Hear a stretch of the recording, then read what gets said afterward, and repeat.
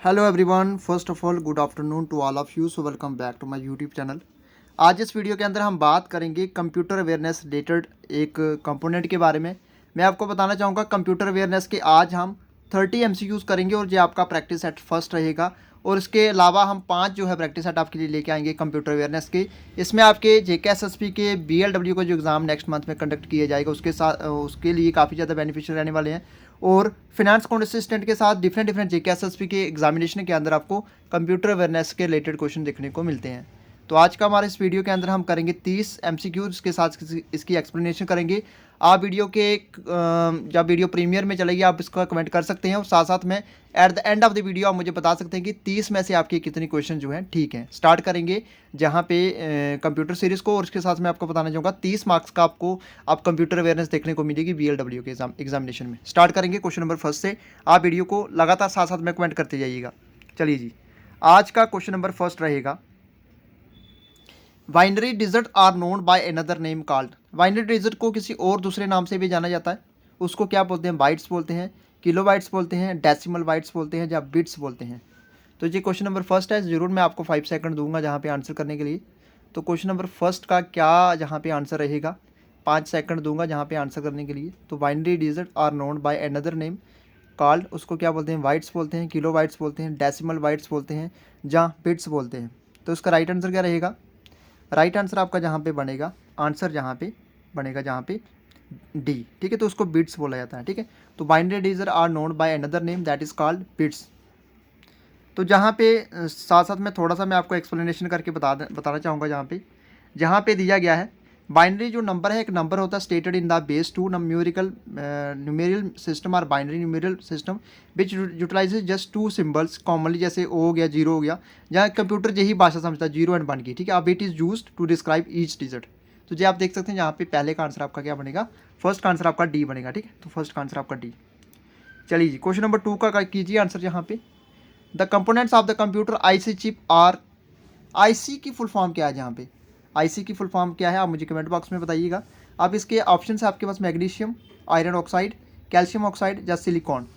तो सेकंड का क्या आंसर बनेगा? जहाँ पे सेकंड का आंसर कमेंट कीजिए जल्दी साथ साथ में। क्वेश्चन नंबर 2 का आंसर क्या रहेगा? क्वेश्चन नंबर 2 का जहाँ पे आंसर बनेगा आपका आंसर जहाँ पे डी। ठीक है, तो सिलिकॉन। ठीक है, तो कंपोनेंट जो होते हैं कंप्यूटर IC चिप के उसको बोलते हैं are called, that is called silicon. ठीक है, तो आंसर आपका 2 का बनेगा डी। थोड़ी सी एक्सप्लेनेशन में आपको बताना चाहूँगा। सेटअप जो इलेक्ट्रॉनिक सर्किट्स होते हैं on single compact flat piece of semiconductor material typical silicon is known as the integrated circuit are monolithic integrated circuit are also known as IC are chip are an micro chip. Question number 3 का answer कीजिए। The term for the processor that execute mathematical and logical operation is, उसको क्या बोलते हैं? Control बोलते हैं, ALU बोलते हैं, रजिस्टर बोलते हैं या cache memory.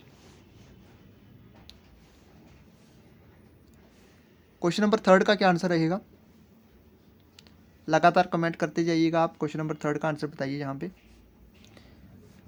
The term for the processor that execute mathematical and logical operation, क्या उसको कंट्रोल बोलते हैं, ALU, रजिस्टर या कैचे मेमोरी। तो थर्ड का सीधा आंसर क्या बनेगा आपका? आंसर जहाँ पे बी बनेगा, ALU। ठीक है, the term for the processor that execute mathematical and logical operation is ALU। ALU की फुल फॉर्म क्या है? ठीक है, what is the full form of ALU? बहुत बार एग्जाम में क्वेश्चन पूछा जाता है। अगर हम बात करें JKSSP के कंप्यूटर अवेयरनेस के रिलेटेड, तो कमेंट में मुझे बताइएगा ALU की फुल फॉर्म क्या है। तो जे इसका राइट आंसर आपका बनेगा बी। चलिए जी, यहाँ पे देख सकते हैं डिजिटल जो सर्किट होता है that can do both arithmetic और logical operation is known as arithmetic logic unit. ठीक है, तो LU की फुल फॉर्म जहाँ पे लिखी हुई है अर्थमेटिक लॉजिक यूनिट इसकी फुल फॉर्म है। क्वेश्चन नंबर 4 का आंसर कीजिए। Which mainframe computer was the first. पहला मेन फ्रेम कंप्यूटर के बारे में बताना आपने। यूनिवेक, ASCC, लाइनक्स या इनाइक। क्वेश्चन नंबर 4 का आंसर कीजिए। क्वेश्चन नंबर 4 का क्या आंसर रहने वाला है यहाँ पे? तो क्वेश्चन नंबर 4 का जहाँ पे आंसर बनेगा आपका आंसर जहाँ पे डी, इनाइक। ठीक है, तो ये फर्स्ट जो है मेन फ्रेम कंप्यूटर है, तो इसका आंसर बनेगा फर्स्ट। क्वेश्चन नंबर 4 का आंसर बनेगा आपका डी। ठीक है, तो फर्स्ट मेन फ्रेम कंप्यूटर की बात करें तो कौन सा? इनाइक। ठीक है, तो इसमें से फर्स्ट जो इलेक्ट्रॉनिक जनरल पर्पस कंप्यूटर था, इसको था नाम इनाइक, जैसे electronic numerical integrator and computer जो इसकी फुल फॉर्म है। ये डिजिटल था, turning complete and capable of reprogramming to handle a vast class of numerical problem. चलिए जी, क्वेश्चन नंबर 5 के बारे में यहाँ पे बात करेंगे। What kind of network protocol sends email? उस नेटवर्क को क्या बोलते हैं, उस नेटवर्क प्रोटोकॉल को क्या बोला जाता है जो ईमेल को भेजता है? HTTP, SNMP, POP3 या SMTP? कीजिए, इसका राइट आंसर क्या रहेगा? क्वेश्चन नंबर 5 का आंसर क्या रहेगा? HTTP, SNMP, POP3 या SMTP? तो 5 का आंसर क्या बनेगा? आई होप आपने कमेंट कर दिया होगा। तो 5th का आंसर आपका बनेगा जहाँ पे डी, उसको बोलते हैं SMTP। ठीक है, तो what kind of network protocol sends email, that is answer बनेगा SMTP। जहाँ पे अब आपके लिए मैं क्वेश्चन जहाँ पे छोड़ रहा हूँ, HTTP की फुल फॉर्म जहाँ पे कमेंट कीजिए, उसके साथ SNMP ये क्या है इसकी कमेंट फुल फॉर्म कीजिए PO3 की, और SMTP की फुल फॉर्म आपने मुझे कमेंट बॉक्स में बतानी है। इसका राइट आंसर क्या रहेगा? जहाँ पे आंसर बनेगा डी, और इसकी आपने चारों की चारों मुझे फुल फॉर्म बतानी है। ठीक है, तो जहाँ पे देख सकते हैं SMTP की फुल फॉर्म जहाँ हम लिखी हुई है, सिंपल मेल ट्रांसफर प्रोटोकॉल बोलते हैं इसको SMTP, और to relay outgoing mail between the sender and the receiver is SMTP network protocol, और when an email is sent it is transferred over the internet from one server to another using SMTP। ठीक है, चलिए जी, question number 6 का answer कीजिए। पहला जो है ईमेल कब भेजा गया? When was first email send? पहला ईमेल कब भेजा गया? 1965, 1967, 1961, 71 या 1975? पहला ईमेल कब भेजा गया? फर्स्ट ईमेल सेंड कब? When was the first email send? तो उसका राइट आंसर क्या बनेगा? आंसर आपका जहाँ पे सी बनेगा। ठीक है, तो किसके द्वारा पहला ईमेल भेजा गया, ये मुझे आप कमेंट बॉक्स में ज़रूर बताइएगा। चलिए, आंसर सी रहेगा। अब यहाँ पे थोड़ा सा मैं आपको बताना चाहूँगा, जो इनिशियल ईमेल था इसको सेंड किया गया था 1971 में। रे टॉमिल्सन जो थे first engineer who had send the first email. जी आप याद रखना, रे टॉमिल्सन का नाम याद रखना आपने। पहला ईमेल इन्होंने भेजा था जो, और US government authorise Ayyadurai as official inventor of email who is in Indian. ठीक है, तो ये आपको आया दुराई का नाम भी याद रखना है। ये ऑफिशियल इन्वेंटर हैं ईमेल के, जो कौन है? इंडियन है। ठीक है, चलिए जी, क्वेश्चन नंबर 7 का आंसर कीजिए जल्दी से। 7 का आंसर क्या रहेगा? जल्दी से कमेंट बॉक्स में इसके आंसर करते जाइएगा फ्रेंड्स। 7 का आंसर बताना आपने, 7 का क्या आंसर रहेगा? चलिए 7 का आंसर बताइए। जो रैम है, RAM chip are use to, किस लिए यूज़ की जाती है? Enabling the electronic storing of data by the computer, store information without end unless you remove it, are secondary memory या ऑल ऑफ दी वेब? 7 का answer कीजिए यहाँ पे। तो 7 का आंसर क्या बनेगा? 7 का आंसर आपका बनेगा यहाँ पे ए। ठीक है, तो RAM chips are use to enabling the electronic storing of data by the computer. ठीक है, तो RAM are chips are use to as, ये टेम्पररी स्टोरेज होती है for the data in the computer system itself. अब ये काफ़ी tricky question है, बहुत ही इंपॉर्टेंट। क्वेश्चन नंबर 8 देखिए यहाँ पे। एक kilobyte some time known as KB। ठीक है, किलोबाइट्स को कई बार शॉर्ट फॉर्म में KB बोलते हैं। ये किसके बराबर होता है? ये 1098 बाइट्स के बराबर होता है, 1024 बाइट्स के, 256 बाइट्स के, 1000 बाइट्स के। तो 8 का आंसर बताइए यहाँ पे, 8 का क्या आंसर बनेगा? तो 8 का जहाँ पे आंसर रहने वाला है आपके लिए, आंसर जहाँ पे रहेगा बी। ठीक है, 1024 बाइट्स को मिला के एक KB बनता, तो आंसर इसका बनेगा आंसर जहाँ पे बी। ठीक है, तो बी इसका राइट आंसर है। 1 किलोबाइट किसके बराबर होता है? 1024 बाइट्स के। 9 का आंसर कीजिए यहाँ पे। 9 का आंसर कीजिए जहाँ पे, क्या रहेगा इसका right answer? For storing an initial program in ROM we need something called, क्या उसको बोलते हैं? डेटा लोडर बोलते हैं, कर्नल बोलते हैं, कर्नल, कंप्यूटर स्टार्टअप लोडर, या बूटस्ट्रैप लोडर, या नॉन ऑफ दी अबव? 9 का आंसर कीजिए यहाँ पे। For storing an initial program in ROM we need something called, इसको क्या बोलते हैं? तो इसका राइट आंसर बनेगा आपका यहाँ पे आंसर डी, इसको बोलते हैं बूटस्ट्रैप लोडर। ठीक है, तो बूटस्ट्रैप लोडर क्या होता है? बूटस्ट्रैप्स और boot loader is a short software that initiate this sequence. उसके बाद द BIOS की फुल फॉर्म कई बार एग्जाम में पूछी जाती है। इसका है basic input output system, contain the first instructor of the operating system, bootstraps loader program. चलिए क्वेश्चन नंबर 10 का आंसर कीजिए। 10 का आंसर जल्दी से कीजिए। Which are the following gives instruction to the hardware of the computer, इसमें से कौन इंस्ट्रक्शन देता है हार्डवेयर ऑफ द कंप्यूटर को? Hardware, operating system, software, device driver, या नन ऑफ दीज? 10th का आंसर कीजिए जहाँ पे 10 का आंसर क्या रहने वाला है। तो 10 का आंसर क्या रहेगा, जहाँ पे जरूर मैं आपको 5 से लेकर 10 सेकंड दूंगा आंसर करने के लिए। तो 10वें का आंसर जहाँ पे बनेगा आंसर जहाँ पे सी, ठीक है। तो इसको बोलते हैं सॉफ्टवेयर, ठीक है। तो इसमें से सॉफ्टवेयर जो है इंस्ट्रक्शंस देता है किसको, हार्डवेयर को, आपका कंप्यूटर को। ये आपको याद रखना, ठीक है। देख सकते हैं यहाँ पे application for system software direct computer operation और to distinguish these instruction from the hardware are the actual components of the computer system that name was coined as set of instruction known as program और software program, ठीक है, is what instructs a computer's hardware on how to perform a task. Question number 11 का answer कीजिए। A collection of computer application used on a computer to carry out various activities is refer to as. इसको क्या बोलते हैं, computer instructions बोलेंगे, processor बोलेंगे, software बोलेंगे या हार्डवेयर बोलेंगे। इसका आंसर 11 का क्या आंसर बनेगा, आंसर क्या बनेगा 11 का। तो 11 का आंसर बनेगा जहाँ पे आंसर सी, ठीक है। इसको बोलते हैं software. A collection of computer application used on a computer to carry out various activities refer to as software, ठीक है। आंसर सी बनेगा। तो इसमें हम ज़्यादा डिस्कशन नहीं करेंगे, इसकी सीधे क्वेश्चन की तरफ चलेंगे। द टर्म सॉफ्टवेयर वर्क, ये बहुत ही इंपॉर्टेंट है। जो टर्म सॉफ्टवेयर वर्क है रेफर टू वन और more errors that occurs in computer program and stop them for functioning. क्या उसको बोट बोलते हैं, सिस्टम एरर बोलते हैं, बग बोलते हैं या स्लग बोलते हैं। 12 का आंसर कीजिए। ये बहुत ही इंपॉर्टेंट क्वेश्चन है, एग्जाम में डिफरेंट एग्जाम में रिपीट हो चुके हैं। टर्म सॉफ्टवेयर वर्क क्या है, तो 12 का आंसर क्या बनेगा जहाँ पे, 12 का आंसर बनेगा जहाँ पे आंसर आपका सी। इसको बोलते हैं बग, ठीक है। बग इसका राइट आंसर। जो टर्म सॉफ्टवेयर बग है रेफर्स टू वन और more errors that occurs in computer program and stop them from functioning, उसको बोलते हैं बग, ठीक है। तो उसको हम ज़्यादा डिस्कस नहीं करेंगे, सीधे क्वेश्चन से मूव करेंगे। Finding flaws defects and bugs in a piece of software is a process that is termed. क्या इसको डिबगिंग बोलेंगे, इंटरप्टिंग बोलेंगे, कंपाइलिंग बोलेंगे या टेस्टिंग बोलेंगे। 13 का आंसर कीजिए जहाँ पे। 13 का आंसर क्या बनेगा, तो 13 का क्या आंसर बनेगा जहाँ पे, 13 का आंसर आपका जहाँ पे रहने वाला है आंसर ए। इसको बोलेंगे debugging. Finding flaws defects and bugs in a piece of software is a process that is termed as, इसको बोलते हैं डिबगिंग, ठीक है। तो देख सकते हैं finding and repairing errors in software code that could cause unexpected behavior crashes is the process of debugging.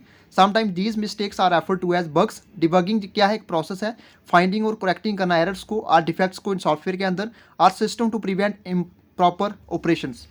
चलिए क्वेश्चन नंबर 14 का आंसर कीजिए। जो लो लेवल प्रोग्रामिंग लैंग्वेज होती है, जो low level programming language translator were known है, इसको क्या बोलते हैं, असेंबलर बोलते हैं, कंपाइलर बोलते हैं, लिंकर बोलते हैं या लोडर बोलते हैं। 14 का आंसर क्या रहेगा, 14 का आंसर क्या रहने वाला है, तो 14 का आंसर आपका रहने वाला है जहाँ पे answer A, that is called assembler. Low level programming language translator were known as, that is called assembler, ठीक है। तो जहाँ पे ज़्यादा डिस्कशन नहीं करेंगे, हम क्वेश्चन नंबर 15 की तरफ मूव करेंगे। The development of the basic architecture of the computer was done by. जो डेवलपमेंट है basic architecture of the computer, ये किसके द्वारा की गई थी, John Von Neumann, Alan Turing, Bill Gates, Elon Musk. जहाँ पे 15 का आंसर कीजिए।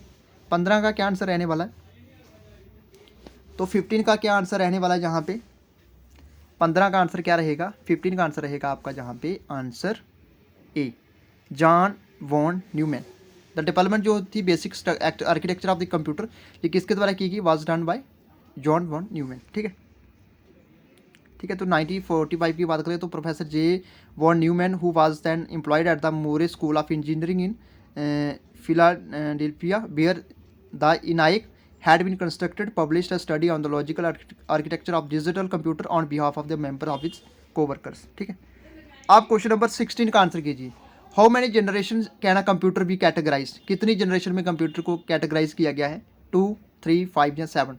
ये बहुत ही इंपॉर्टेंट क्वेश्चन है, डिफरेंट एग्जाम्स में ये क्वेश्चन रिपीट हो चुका है। तो आंसर आपका सीधा रहेगा 16 का आंसर सी रहने वाला। कितनी कैटेगरीज हैं, 5 है, ठीक है। आप यहाँ पे देख सकते हैं करंटली कितनी जनरेशन है कंप्यूटर की, 5 है। इनिशियल जो जनरेशन थी कंप्यूटर की, इसको प्रोड्यूस किया गया 1946 से लेकर 1959 और बेस्ड ऑन वैक्यूम ट्यूब्स।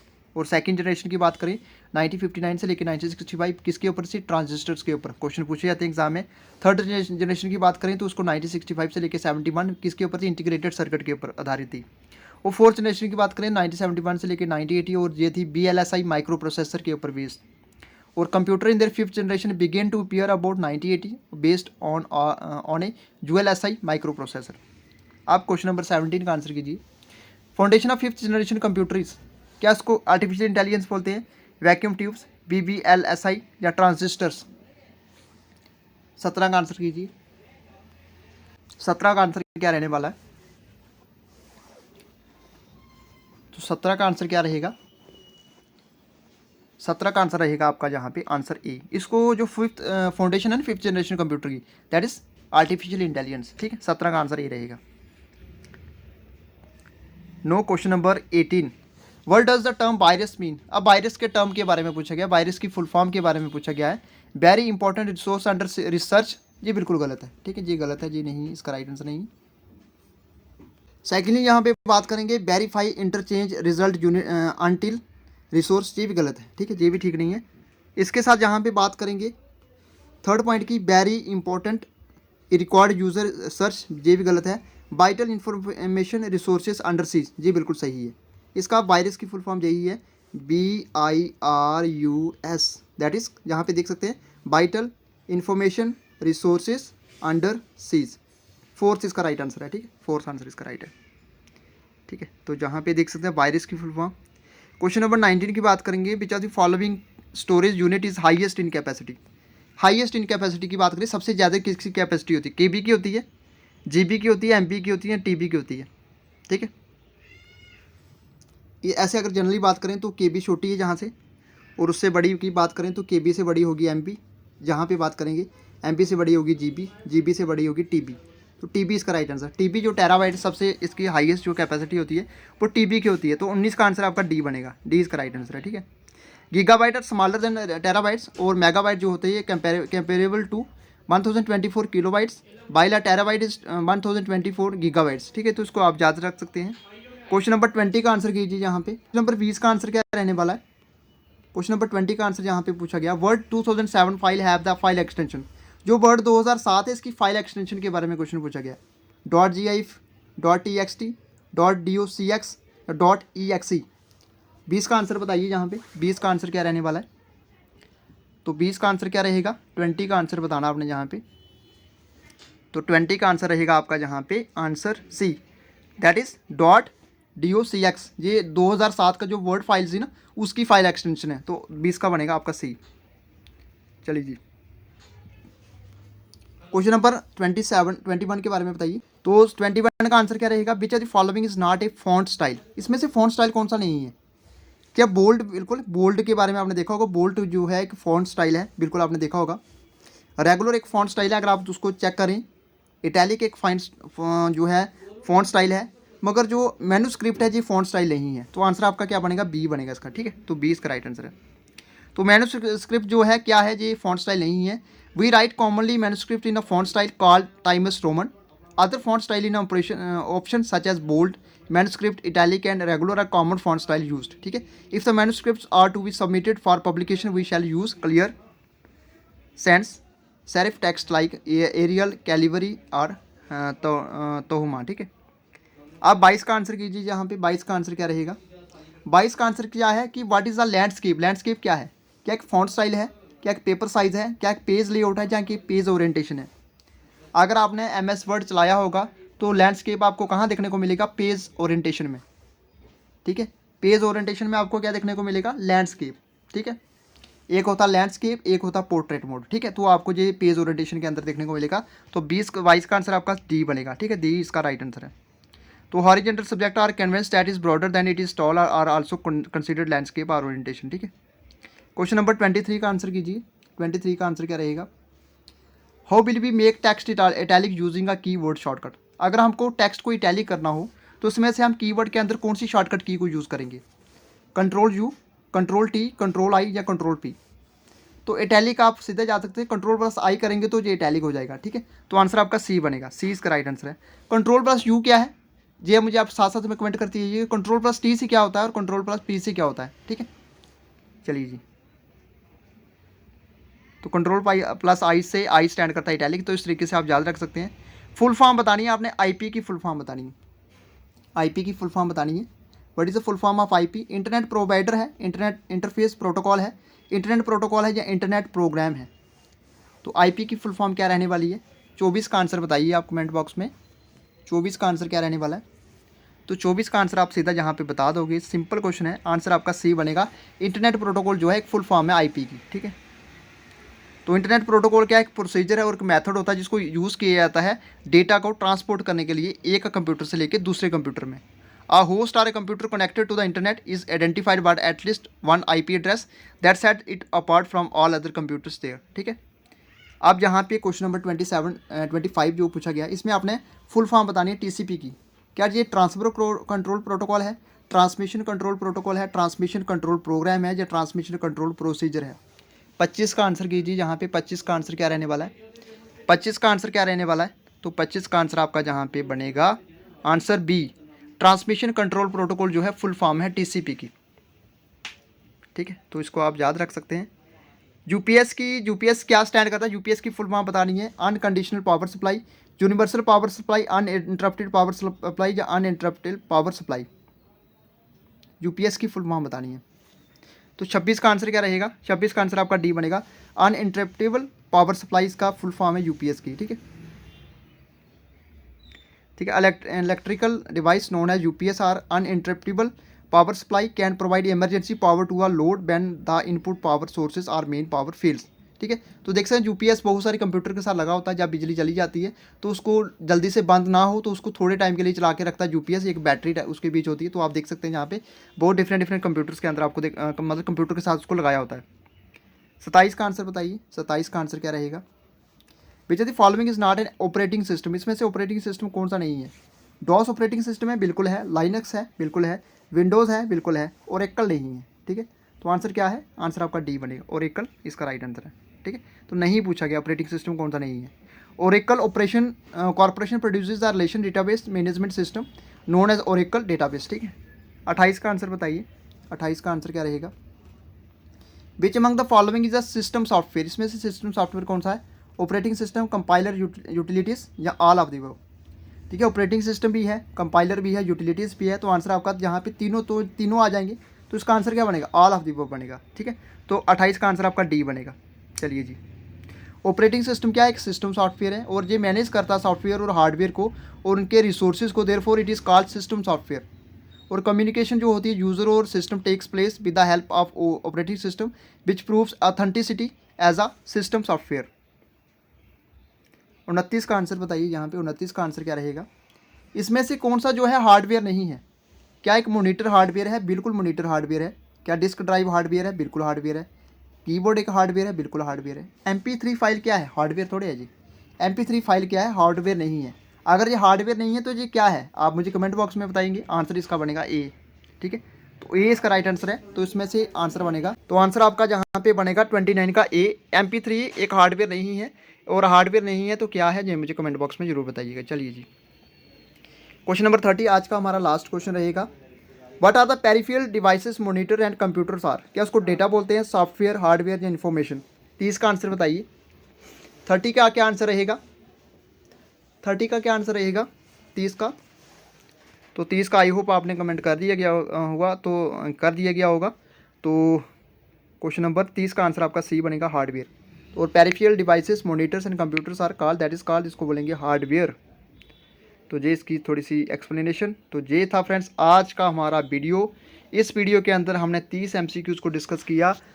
तो जहाँ पे मैं आपको बताना चाहूँगा JKSSB के रिलेटेड कंप्यूटर अवेयरनेस का 30 क्वेश्चंस का जो है, जहाँ पे 30 क्वेश्चंस पूछे जाएंगे। इसमें से हमने प्रैक्टिस सेट फर्स्ट लाए से, इसके बाद हम 5 प्रैक्टिस सेट लेके आएंगे आपके लिए कंप्यूटर अवेयरनेस के, और जहाँ पे हर एक सेट के अंदर हम 30 क्वेश्चन डिस्कस करेंगे। और हो सकता है एक वीडियो में आपके लिए लेके आऊँ जहाँ पे हम 150 या 100 MCQs को एक ही वीडियो के अंदर डिस्कस करेंगे।